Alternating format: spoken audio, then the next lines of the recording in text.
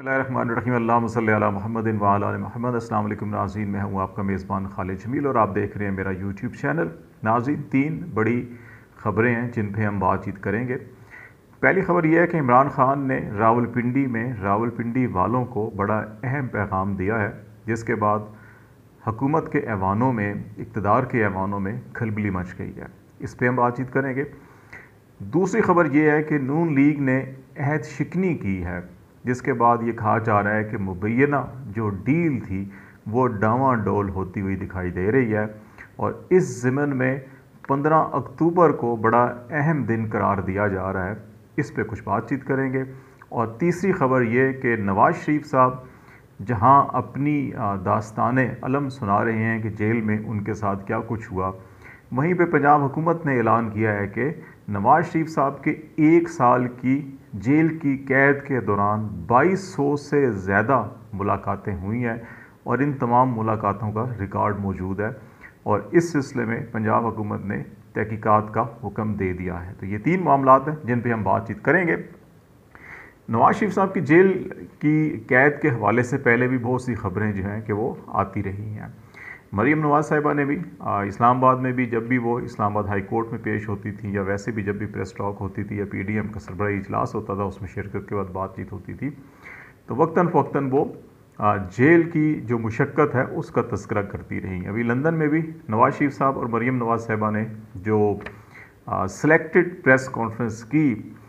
उसके अंदर भी कुछ इसी किस्म की बातों का इजहार किया गया। दूसरी तरफ पंजाब के वज़ीर दाखिला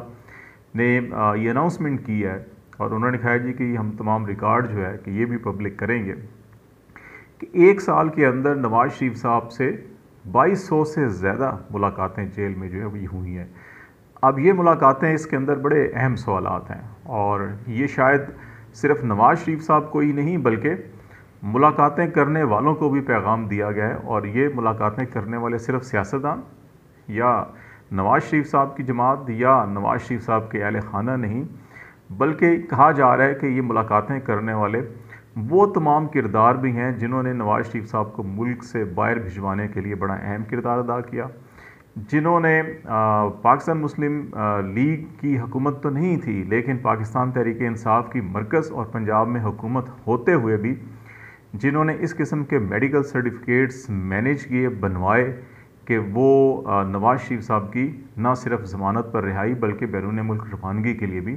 साजगार और मददगार साबित हुए। इसमें उन मुलाकातों का भी शायद रिकॉर्ड मौजूद है कि जो लोग, जो मुबैना या NRO 2 या डील की बात की जाती है और इस डील का आगाज़ उस वक़्त हुआ था कि जब ये नवाज़ शरीफ साहब की यहाँ से रवानगी का मामला शुरू हुआ था, कि वो भी मुलाकातें शामिल है। तो इस एतबार से जहाँ लंदन में नवाज़ शरीफ साहब ने बड़ी एक एग्रेसिव प्रेस कॉन्फ्रेंस की जिसमें अदलिया को और इस्टेब्लिशमेंट को हदफ का निशाना बनाया, और फिर उसके बाद जावेद लतीफ़ साहब ने एक प्रेस कॉन्फ्रेंस पाकिस्तान में भी की जिसमें उन्होंने कहा कि 15 अक्टूबर तक जो है कि वो मामला ठीक ना किए गए या हमें जो है कि वो शक की नज़र से जो देखा जाता है उसको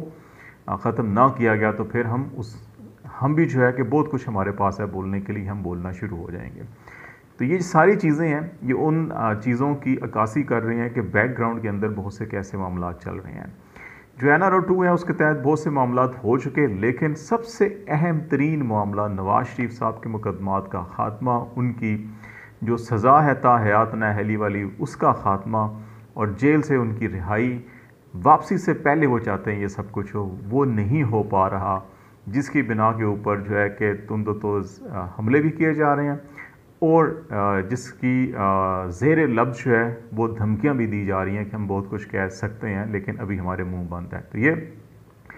इस हवाले से ये कहा जा रहा है कि जो नून लीग के साथ जो मुबैना डील हुई थी वो भी शायद डामाडोल जो पड़ गई है, वो इसी सारे तनाजुर के अंदर कही जा रही है कि ये अंडरस्टैंडिंग्स हुई थी कि ये काम किए जाएंगे, वो कर लिए गए हैं। अब नवाज़ शरीफ साहब की वापसी के लिए जो माहौल है वो नहीं शायद बन पा रहा उस अंदाज़ में जिस तरह से नवाज़ शरीफ साहब चाह रहे हैं। यही वजह है कि उन्होंने लंदन में बैठकर इस्टेब्लिशमेंट को और अदलिया को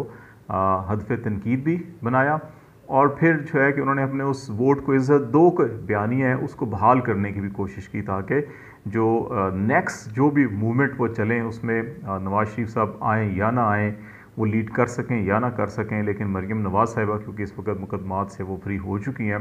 वो उनको पॉलिटिकली बड़ी आज़ादी होगी अपनी तमाम एक्टिविटीज़ करने के लिए। तो एटलीस्ट मरियम जो है कि वो टेक ओवर करें तमाम सिचुएशन को, शहबाज शरीफ साहब जो है पस मंज़र में जाएँ या पंजाब की हद तक महदूद रहें, और नेशनल लेवल के ऊपर मरियम जो है कि पूरी कंपेन को लीड करें और उस अपने बयानियों को रिवाइव करें ताकि इमरान खान का मुकाबला किया जा सके। तो ये जो सिचुएशन है इसके अंदर जो तनकीद स्टैब्लिशमेंट को बनाया जा रहा है उससे काफ़ी तशवीश का इज़हार किया जा रहा है। आर्मी चीफ़ की तकर्री के हवाले से जो समरी है वज़ारत दिफ़ा की जानिब से वो अभी तक मूव नहीं की गई। एक ख्याल ये भी है कि बाज़ लोग ये चाहते हैं कि वज़ारत दिफ़ा से समरी को एज़ अर्ली एज़ पॉसिबल जो मूव करवाया जा सके, और उसमें ख़ास तौर के ऊपर जनरल आसिम मुनीर का नाम लिया जाता है कि जो army chief general Qamar Javed Bajwa की रिटायरमेंट से 2 दिन पहले रिटायर हो रहे हैं। और ये जो 2 दिन का गैप है इसके ऊपर भी बड़ी कानूनी पेचीदगी पैदा हुई हैं और डिस्कशन हो रही है कि अच्छा इसको कवर किया जाए ना किया जाए, अर्ली समरी भेजी जाए। उस वक्त ये एग्जिस्ट कर रहे हो तो अगर अर्ली समरी जाती है तो उस वक्त तो इनसे पहले जनरल अदनान और जनरल वसीम अशरफ जो हैं कि वो भी, उनके नाम भी हैं जो नवंबर में गालबन 10 को और 20 को रिटायर हो रहे हैं। तो अगर उस वक्त गई तो फिर उनके नाम भी कंसीडर क्यों नहीं हो सकते? अगर जिसका 2 दिन पहले कंसीडर हो सकता है तो फिर 10 दिन या 7 दिन या 20 दिन पहले वाले का कंसीडर क्यों नहीं हो सकता? तो ये बड़ी पेचीदगी है जिस तनाज़ुर में बहुत सारी चीज़ें उलझी हुई हैं और किसी सिमत बैठ नहीं पा रही। तो इस तनाज़ुर में ये कहा जा रहा है कि शायद नून लीग की जो मुबैना डील है उसके अंदर भी अगर वो तनकीद का निशाना किया बनाया जा रहा है इस्टेब्लिशमेंट को बराह रास्त, तो वो ख़तरे में पड़ सकती है। और दूसरा मामला जो है कि ऑडियो लीक्स का मामला, हुकूमत की JIT की तश्कील और इमरान खान का ये कहना कि वो अदालत में जाएंगे कि रिकॉर्ड कर कौन रहा है और लीक कौन कर रहा है। तो इसमें बराह रास्त जिम्मेदारी फिर इस्टेब्लिशमेंट पर इंटेलिजेंस एजेंसीज़ के ऊपर आ रही है।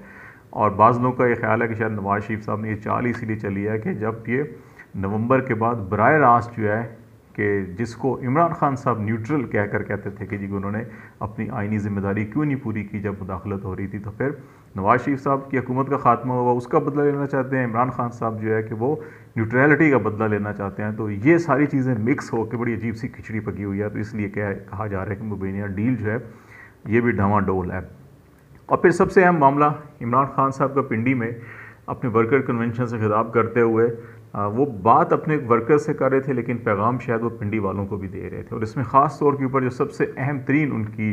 गुफ्तगू का हिस्सा था वो ये कह रहे थे कि अपने कारकुनों से कह रहे थे कि वो मायूस मत करना, उन्हें नाराज़ मत करना, वो कॉल देंगे, चंद दिनों की बात है, लॉन्ग मार्च होगा, ज़रूर होगा, कॉल भी दी जाएगी। और फिर उन्होंने कहा कि अब आपसे मुलाकात लॉन्ग मार्च में ही होगी। तो क्या ये बहुत से तजियाकारों का ये ख्याल है कि ये उन्होंने अपने कारकुनों को नहीं कहा कि अब आपसे मुलाकात मार्च में ही होगी, ये शायद वो पिंडी वालों को कह रहे हैं कि अब आपसे मुलाकात मार्च में ही होगी और लॉन्ग मार्च ही फैसला करेगा कि सारे मामला किस तरफ जाने हैं। तो लेट्स सी अगले एक हफ़्ते के अंदर और 15 अक्टूबर तक बिलखसूस। अभी तो इमरान खान साहब अपनी ज़िमनी इलेक्शन की कंपेन में जलसे करेंगे। इलेक्शन कमीशन पाकिस्तान कल दोपहर को क्या फ़ैसला करता है वो भी काफ़ी अहम होगा। लेकिन अगेन 15 अक्टूबर के करीब करीब क्या फ़ैसले हो सकते हैं तो वो बड़ी अहमियत के हामिल होंगे। फ़िलहाल खालिद जमील को इजाज़त दीजिए। अल्लाह हाफ़िज़।